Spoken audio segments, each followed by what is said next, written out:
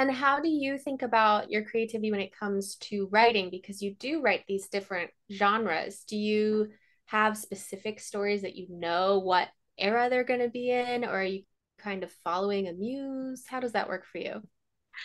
I definitely believe, I say all the time about having a muse because I truly believe that.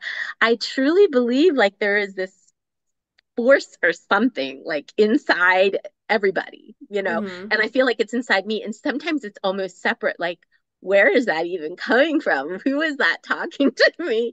And usually I get the idea for an overall idea for a feel and the characters. So first I always know who my characters are and a feel for those characters. And I've really anymore I'm more writing historical than I am contemporary. Even though I started with contemporary, I'm doing much. I have a little romantic mystery series that I'm still publishing. But in general, besides that, I'm mostly doing my historical.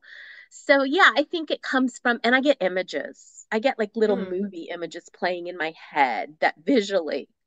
So I always see my books and see my characters and see my scenes before I write them. That's so interesting. Very visual. Hmm. And and how was it to transition from contemporary to historical? Did you feel like you had to like get, work different muscles or anything like that? Oh my gosh. Yes. So I have always loved historical romance, and I have to say, I never thought I could write it. I thought I think historical romance writers are some of the best writers out there. And nothing to take away from anyone else, but I was always blown away by Julia Long and, Tessa Dare and, all those great ladies, Lorraine Heath and Elizabeth Hoyt. Oh my gosh. So I'm like blown away that these ladies are so amazing. Everything they write is so beautiful. And I never thought I could do it. I never thought I had the talent or the ability. So I was writing with a publishing house, the Wild Rose Press, and they challenged their writers to write a historical romance story for a series they were doing called Christmas in the Castle. And I was like, hmm.